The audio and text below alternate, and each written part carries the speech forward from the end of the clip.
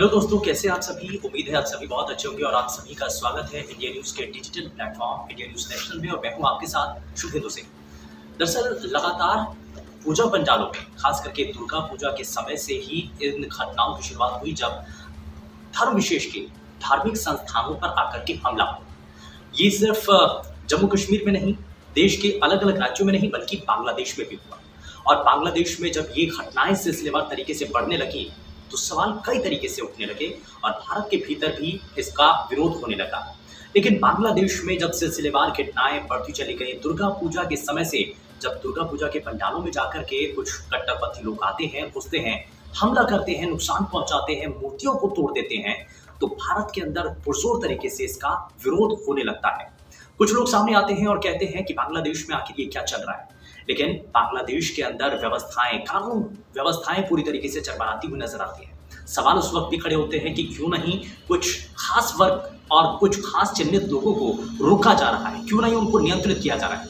हालांकि एक्शन तो उस वक्त भी दिखाने के लिए किया गया, लेकिन पुरजोर तरीके से उसका असर हुआ नहीं। और इसी को लेकर के एक बार फिर से भारत के जो राजनयिक हैं उनकी भी मुलाकातें हुई, विदेश मंत्री भी इसमें संपर्क में आने लगे, बांग्लादेश के जो राजनयिक हैं उनसे मुलाकातें होने लगी। चर्चा इस बात को लेकर के होने लगी कि भारत से आए हुए जो लोग हैं, हिंदू धर्म से जो जुड़े हुए लोग हैं, क्या बांग्लादेश के अंदर सुरक्षित नहीं है। हालांकि इन घटनाओं को लेकर के सिलसिला तेजी के साथ आगे बढ़ जाता है। पहले दुर्गा पूजा पंडाल के अंदर इसी तरीके से घटनाएं होती हैं, अंजाम दिया जाता है। उसके बाद इस्कॉन टेम्पल पर हमला किया जाता है, वहां पर जाकर के भी जो श्रद्धालु होते हैं उनके साथ मारपीट की जाती है और ये घटनाएं तब भी नहीं रुकती हैं।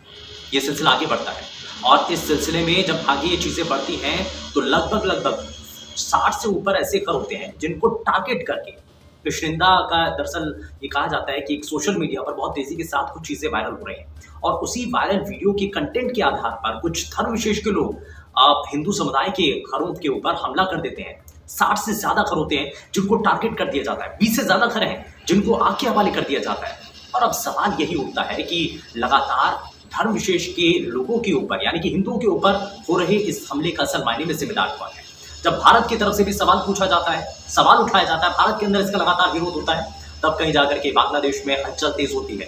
बांग्लादेश की प्रधानमंत्री इस पर स्टैंड लेती हैं और हाल ही में शेख हसीना की तरफ से अपने गृह मंत्री को यह निर्देश दिया गया है कि सोशल मीडिया पर चल रहे इन खबरों के आधार पर जो दंगे हो रहे हैं, जो विरोध हो रहा है या जिस तरीके से हिंसा हो रही है, उसका पुरजोर तरीके से विरोध किया जाए और इस पर कड़े एक्शन लेने की जरूरत है। लेकिन कितने कड़े एक्शन है, ये अपने आप में कई सवाल खड़े करता है। और शेख हसीना के इस निर्देश के बाद क्या चीजें बदल पाती हैं, क्योंकि हिंदू अपने आप को सुरक्षित महसूस नहीं कर रहे हैं बांग्लादेश में। और अब सवाल यही है कि इन निर्देशों के बाद क्या वाकई में हिंदुओं की स्थिति बेहतर हो पाएगी। सवाल बड़ा है।